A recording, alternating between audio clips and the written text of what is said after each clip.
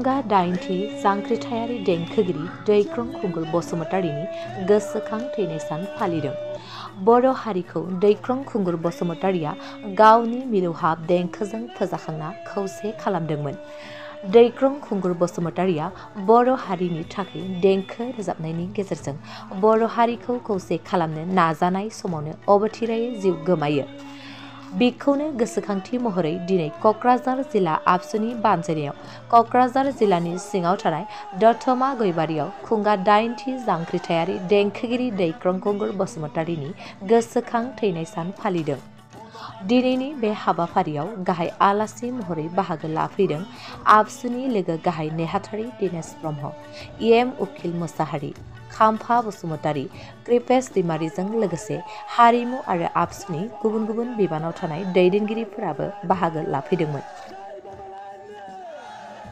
जिल्ला दुलाराय बर' हारिमु आफाद बे मोनसे खावलायनाय जोंनि दखरा आफादनि बिबानगिरि जांख्रिथायारि देंखोगिरि बयखौबो गुरै खावलायनो सानदों। जोंना मोनसे आर्जेन्ट सावरायनो गोनां दङ, बेनि थाखायनो दखरा दुलाराय बर' फरायसा आफादनि गाहाय मावख'आव जांख्रिथायारि सफैनो हानाय दखरा आफादनि गासै बिबानगिरि नोंथांमोनखौ जमा जाहैनो थाखाय खावलायहरबाय। अल आनसलिक बिहोमा होलांबाय। बिथांनि दखरा आफादनिफ्राय सफैनो हानाय आफादगिरि नेहाथारि गासै बिबानगिरि नोंथांमोनखौ दुलाराय बर' हारिमु आफाद दतमा दखरा दुलाराय बर' फरायसा आफादनि गाहाय बिथांनि जि गिदिर अबदान बेखौ जों अराय गोजोर खालामनो थाखाय खावलायदों। दिनैनि बे जिल्ला आफादा रुंसारि सानाव जोङो बिथांखौ गोसोखांदों। दुलाराय बर' फरायसा आफादा जों फोथायो बर' हारिया आथिखालाव जि थासारियाव जों सफैबाय मिटिं लेंब्रबनाय जाबाय जोंनि साफ्रोमखौबो सिनायथि रैखाथि आरो थामोनथा जायखौ जों बे समाव जोङो आबुङै मोनाखैब्लाबो जोङो बर' हारि होननानै थांना थानाय जि मोन्थायखौ जों मोनदों बेनि गुदियावनो दङ जांख्रिथायारि देंखोगिरि दैख्रं खुंगुर बसुमतारी। बिथांमोननि गोब्राब नाजानाय, बिथांमोननि बावसोमनाय, बिनि थाखायनो दुलाराय बर' फरायसा आफादा बिथांनि जि बिहोमा बेखौ जों गोसोखांदों आरो जों फोथायो बिथाङा बर' हारियाव जि गिदिर बिहोमा होलांबाय, जि मोनसे ग्रेट कन्ट्रिबिउसन, बेखौ जों अराय गोजोर खालामनो थाखाय दुलाराय बर' फरायसा आफादा दुलाराय बर' फरायसा आफादनि जि बोसोरसालियाव जथुमा जायो, जों बोसोरनैनि उनाव मोनसे बोसोरसालियाव जथुमा जायो।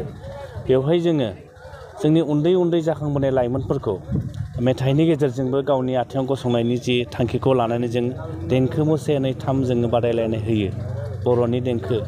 बेवहाय दैख्रं खुंगुर बसुमतारीनि जि गेदेर बिहोमा बेखौ गोजोर खालामनो थाखाय जों बिथांनि मुङाव देंखो से नै थामखौ जोङो बावनाय जादों आरो मिजिंथियो फैबाय थानाय समाव दुलाराय बर' फरायसा आफादा बड'फा उपेन्द्रनाथ ब्रह्मनि जि सिमां आरो बर' हारिखौ बुहुमाव मोनसे आबुं माहारि महरै दाफुंनायाव जि जों थांखि मावथांखिफोर लादों, बे थांखि मावथांखिखौ जोङो जांख्रिथायारि देंखोगिरि दैख्रं खुंगुर बसुमतारी बिथांमोननि जि गिदिर अबदान, बै अबदानखौ लानानै बिथांमोननि जि बिहोमा बेखौ जों मोनसे इन्सपिरेसन हिसाबै लानानै दुलाराय बर' फरायसा आफादा अरायबो बर' हारिनि थाखाय जोङो खामानि मावलांगोन होननानै जोङो मोनसे थांखि लानाय जादों।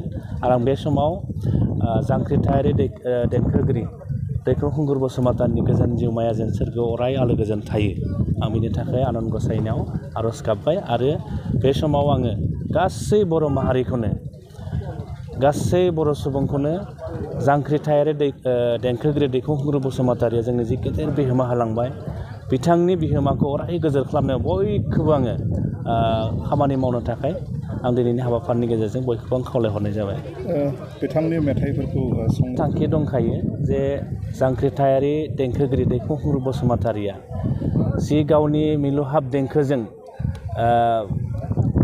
बर' हारिखौ गावनि सिनायथि रैखाथि थामोनथानि थाखाय बिथाङा फोजाखांलांबाय आरो बिथाङा जि मोनसे नेसनेलिज्म, बर' माहारियारि बाद, बेखौ बिथाङा जोंनो होलांबाय। आरो बिथांनि जिफोर सम जोरनाय मेथाइ जायखौ बिथाङा जोंनो होलांबाय, बिथांनि मेथाइफोरखौ जोङो सुजुनानै लेखा बर'नो थाखाय दुलाराय बर' फरायसा आफादा जों मोनसे थांखि लाखानाय जादों आरो बे खामानिया अलरेडि जों मावबाय थानाय जादों। आरो मिजिंथियो बिथांनि मेथाइफोरनि गेजेरजोंनो फैबाय थानाय जेनेरेसना आरोबाव बर' हारिनि राव थुनलाइ, जोंनि जि हारिमु, जोंनि जि राव बिजों, बेखौ संरैखा खालामनायाव, बेखौ जौगाहोनायाव जोंनि जेनेरेसना जथेस्थ' इन्सपिरेसन मोनगोन होननानै दुलाराय बर' फरायसा आफादा जों फोथायनाय दङ आरो बेनि थाखायनो बिथांनि जायखिजाया बिहोमाफोरखौ जों अराय गोजौ खालामनो थाखाय दुलाराय